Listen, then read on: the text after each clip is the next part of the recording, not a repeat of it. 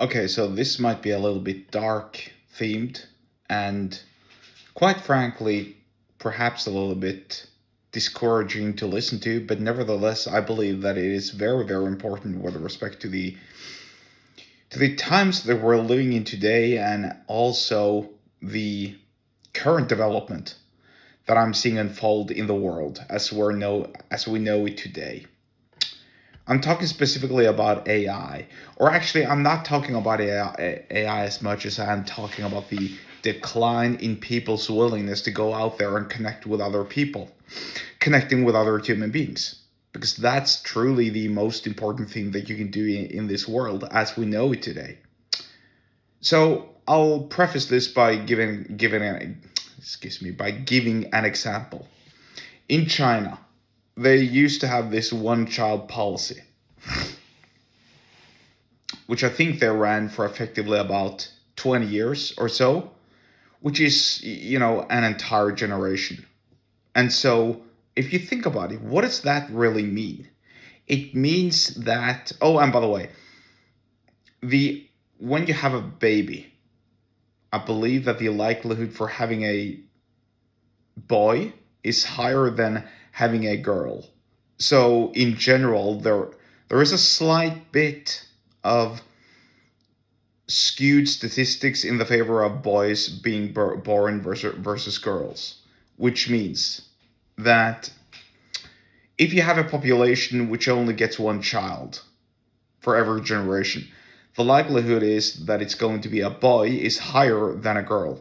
So in the case of China, they now have an entire generation of single men because most men, or excuse me, because most of the babies who are born during the one child policy year were mostly men, single men who can't mate or can't find a partner to mate with and create a new child or new children. But here's actually another fascinating and interesting fact, which I heard actually today. So I haven't read the book myself. I was just informed by it today, but it's called, I think, The Next 100 Years, and it was released in 2008. So, that's almost 20 years ago, which means that one fifth of the next 100 years, which began in 2008, already almost have passed. Pretty crazy if you think about it. Anyway, so the author of the book argues that in 2050, the population as a whole will start to decline. Or that's when the population on planet Earth starts to cap. And the growth rate of the population slows down and declines, meaning that we have a bell curve and we're headed towards the top of the bell curve, and then it's going gradually down again. And especially now when the boomer generation is starting to die, there's going to be a lot of empty space. Lots and lots of homes that are going to be empty. Prices are probably going to drop. And yeah, there's going to be a vacuum. And then, you can probably work out yourself how things are going to look like in 20 or 30 or 40 years from now if the birth rates actually continue to decline. I mean, South Korea is headed for disaster. It's 0.6. Every woman on average has zero point 0.6 children in South Korea. And I think in Japan it's only 0.8 or something. It's insane. It's crazy. And in most of the Western countries, my own country included, I believe the number is 1.4. And if I recall correctly, I believe that the mathematically correct number to have an even population is 2.2 children for every family or every woman, which means that in order to have a population that's supposed to grow, every woman needs 3 children, or every family rather needs three children. Anyway, I'm not going to go into that discussion as of now or right now. What I am going to discuss or talk about with respect to this whole thing is really the scenario which you can envision. So, because way back in the day, let's say 100 years ago, depending on where you live, but 100 years ago, And this might be the case in a lot of countries in the world still, but mostly this applies to the Western world, to the industrialized version of the industrialized parts of the world. Way back in the day, let's say that you and your family were living on a farm. You, you being the man, ran the farm, and you needed little people, your children, to help you harvest the crop. And those little people, the children, your children, they essentially worked for free, so that you could harvest your crop, have enough food for the next season, and potentially sell something to make a few extra bucks, right? Then it made sense to have children, because you literally couldn't afford to to live without children, because otherwise the farm would go bankrupt, or the farm would cease to exist, and you wouldn't have anything. You wouldn't have any resources. There were no stores. There were no online stores where you could order stuff. So everyone had to rely on what they produced. And nowadays, where everything is automated, everything is right there for you to grab.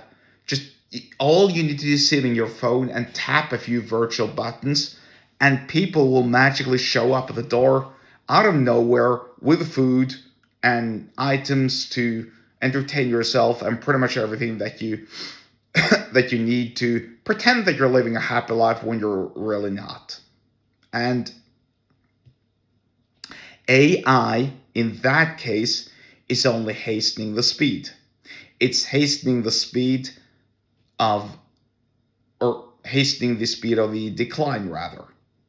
Because people aren't incentivized anymore to go out, approach a hot girl that they want to bang, and ask her out on a date, and get rejected. And they do it multiple times until they find a proper spouse that they can wife up and turn into a housewife and a mother of their children.